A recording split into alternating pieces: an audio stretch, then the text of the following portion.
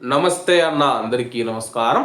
ప్రస్తుత పరిస్థితుల నేపథ్యంలో కువైట్ మినిస్ట్రీ ఆఫ్ ఇంటీరియర్ కీలక ప్రకటన చేసింది. కువైట్లో ఉన్న ప్రవాసులు కావచ్చు, కువైటీ ప్రజలు కావచ్చు, అందరూ ఐకమత్యంతో ఉండాలని చెప్పి పిలుపునిచ్చింది.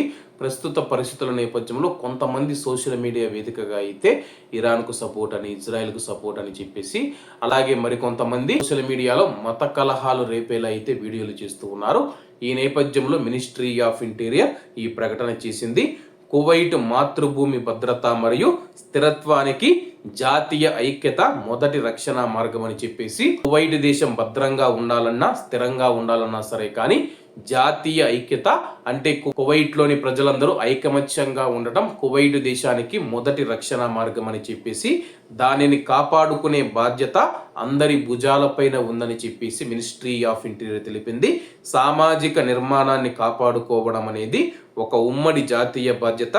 దీనికి సమాచారాన్ని ప్రచురించేటప్పుడు లేదా ప్రసారం చేసేటప్పుడు అవగాహన అవసరం అని చెప్పేసి, ఏదైనా మనం సోషల్ మీడియాలో ఒక వీడియో కానీ ఒక ఫోటో పెడుతూ ఉన్నప్పుడు యుద్ధానికి సంబంధించి కావచ్చు, కువైట్లో ఏ విషయం పైన సరే ఒక వీడియో ఫోటో పెట్టేటప్పుడు దానికి సంబంధించిన అవగాహన అవసరమని చెప్పేసి అధికారులు తెలుపుతూ ఉన్నారు.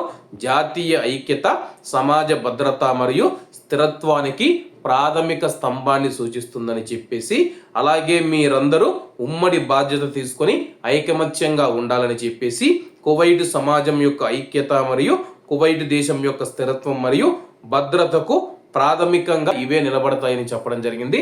కాబట్టి కువైట్లోని ప్రవాసులు మరియు కువైటీ ప్రజలందరూ ఐకమత్యతతో ఇప్పుడు కలిసి ఉండాలని చెప్పేసి, అలాగే మనల్ని విచ్ఛిన్నం చేయడానికి, మన మధ్య విద్వేషాలు రెచ్చగొట్టడానికి కొంతమంది సోషల్ మీడియాలో వీడియోలు చేస్తూ ఉన్నారు, అలాగే రెచ్చగొట్టే వ్యాఖ్యలు చేస్తూ ఉన్నారు.